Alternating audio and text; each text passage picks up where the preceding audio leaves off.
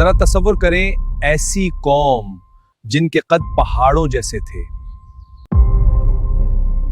जिनकी एक ललकार से लश्कर कांप जाते थे और जिनकी ताकत के आगे पूरी की पूरी कौमें झुक जाती थी। ये वो लोग थे जो खुद को जमीन का मालिक समझते थे, जो कहते थे कौन है जो हमें शिकस्त दे सकता है, लेकिन वो एक हकीकत भूल चुके थे। ताकत बाजुओं में नहीं बल्कि अल्लाह के फैसले में होती है। जब गुरूर हद से बढ़ जाए, जब जुल्म इबादत बन जाए और जब इंसान अपने रब को भूल जाए,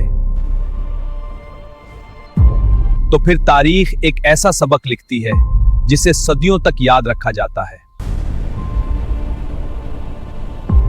आज हम एक ऐसे वाक़े का जिक्र करते हैं जिसका तज़किरा कुरान करीम में इबरत के तौर पर आया है। ये वाक़या है कौम जब्बारीन का, एक ऐसी कौम जो अपनी गैर मामूली ताकत, जिसामत और गुरूर की वजह से मशहूर थी, मगर अंजाम कार अल्लाह के अजाब का शिकार हुई। कौम जब्बारीन गैर मामूली जिस्मानी क़ुव्वत की मालिक थी। उनके कद लंबे, जिस्म ताकतवर और अंदाज इंतहाई रौबदार थे। वो मजबूत किलों में रहते थे। ऊंची दीवारें, भारी दरवाजे और ऐसी तामीरात जिन्हें देखकर दुश्मन के दिल दहल जाते। आसपास की कौमें उनके नाम से लरजती थीं। ये लोग खुद को नाकाबिल शिकस्त समझते थे। उनका यकीन था कि दुनिया की कोई ताकत उन्हें झुका नहीं सकती। उनकी असल पहचान इंसाफ या अखलाक नहीं बल्कि जुल्म, जबर और गुरूर बन चुकी थी। कमज़ोरों को कुचल देना, ताकत के बल पर फैसले मुसल्लत करना और खुद को ज़मीन का मालिक समझना उनका मामूल था। उसी ज़माने में अल्लाह ताला ने हज़रत मूसा अलैहिस्सलाम के ज़रिए बनी इसराइल को हुक्म दिया कि वो मुक़द्दस सरज़मीन में दाखिल हों, वही सरज़मीन जिस पर कौम जब्बारीन काबिज़ थी। ये अल्लाह का वादा था कि अगर ईमान और भरोसा हो तो फ़तह यकीनी है। हज़रत मूसा अलैहिस्सलाम ने बनी इसराइल को अल्लाह की नसरत का यकीन दिलाया। अगर जैसे ही कौम जब्बारीन का नाम लिया गया, बनी इसराइल के दिलों में खौफ भर गया। उन्होंने जब्बारीन की जसामत, ताकत और किलाबंदियों के किस्से सुने तो उनके हौसले टूटने लगे।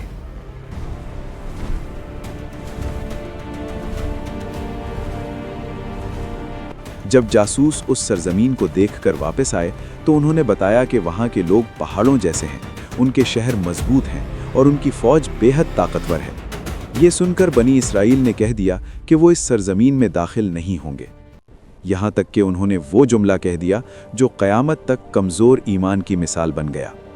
वो कहने लगे कि तुम और तुम्हारा रब जाकर लड़ो, हम यहीं बैठे हैं। ये सिर्फ डर नहीं था, ये अल्लाह पर अदम एतमाद था। इसी कौम में दो ऐसे अफराद भी थे जो अल्लाह से डरने वाले थे। उन्होंने कहा कि अगर तुम ईमान के साथ दरवाजे से दाखिल हो जाओ तो फतह तुम्हारी होगी। लेकिन खौफ और बुज़दिली ने अक्सरियत को अंधा कर दिया। अल्लाह की बात मानने के बजाय उन्होंने ताकत को हक समझ लिया। तब अल्लाह ताला का फैसला आया। फरमाया गया कि ये सरजमीन 40 साल तक उन पर हराम कर दी गई। वो ज़मीन में भटकते रहेंगे, न फतह नसीब होगी न इज़्ज़त, बल्कि एक तवील आजमाइश। दूसरी तरफ कौम जब्बारीन अपनी ताकत के नशे में मस्त रही। उन्होंने ना इबरत हासिल की और ना ही खुद को बदला। किले, ताकत और गुरूर उन्हें धोखे में रखे रहे। फिर वक्त का पहिया घुमा। अल्लाह ने हज़रत यूशा बिन नून अलैहिस्सलाम के ज़रिए उसी सरजमीन को फतह करवाया। वो कौम जो खुद को नाकाबिल शिकस्त समझती थी, तारीख़ के सफ़हात में दफन हो गई।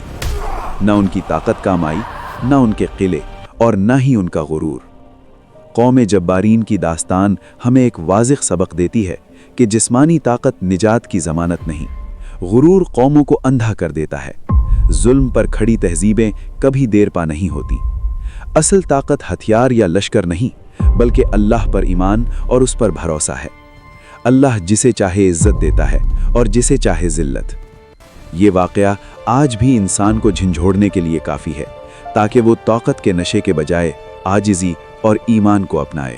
कौम जब्बारीन का अंजाम हमारी आंखें खोलने के लिए काफ़ी है। अगर आपने इस वाक़े से सबक लिया तो वीडियो को लाइक करें, शेयर करें